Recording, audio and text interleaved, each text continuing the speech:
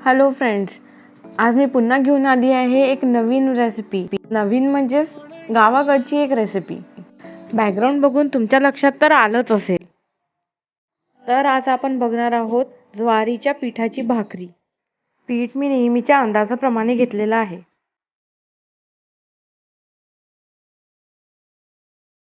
त्यात साधारण पाव चमचा एक मीठ घाला. मिठाला व्यवस्थित एकजीव करून घ्या. पीठ मळताना एक लक्षात घ्या की पीठ पोळी इतकं सॉफ्ट होता कामा नये. आपण सुरुवातीला साधारण 80% असं पीठ मळून घेऊया. आणि हो, माझ्या चॅनलवर नवीन असाल तर सबस्क्राईब करायला विसरू नका. लाईक करा, शेअर करा. तर आपले 80% पीठ मळून झालेलं आहे.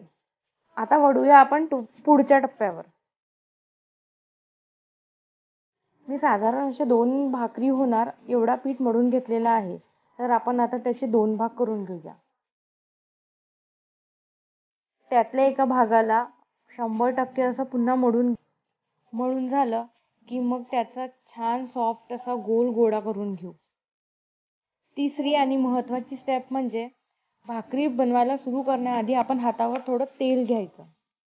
म्हणजे भाकरीचं पीठ आपल्या हाताला चिकटणार नाही आणि भाकरी तुटणार सुद्धा नाही. चला तर मग पुढे बघूया आई हातावरची भाकरी कशी बनवती आहे. तिला नेहमीची प्रॅक्टिस आहे. ती नेहमी छान गोल अशी भाकरी बनवत असते. माझ्या हाताने जरा थोडं इकडे तिकडे होऊन जातं, पण ठीक आहे, करने से ही बात बनती है. अशा प्रकारे ऑलमोस्ट आपली भाकर तयार झालेली आहे. बघूया तर. अगदी चंद्रासारखी गोल अशी दिसती आहे.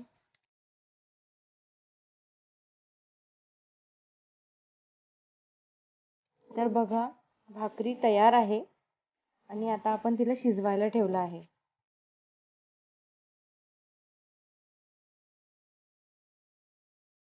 आपल्याला भाकरी पुन्हा एकदा परतून घ्यायची आहे, म्हणजे properly both side proper bake होणार.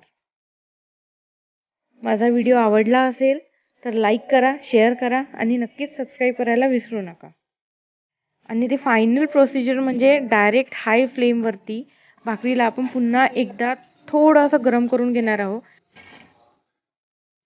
त्यामुळे भाकरीला एक वेगळी अशी टेस्ट येणार आणि आपली भाकरी आता बलूनसारखी फुगलेली आहे आणि वाव, ती खूप टेस्टी आणि खूप सॉफ्ट अशी झाली आहे.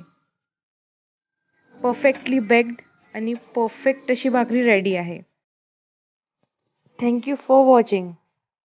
व्हिडिओ आवडला असेल तर लाईक करा, शेअर करा, सबस्क्राईब करायला विसरू नका.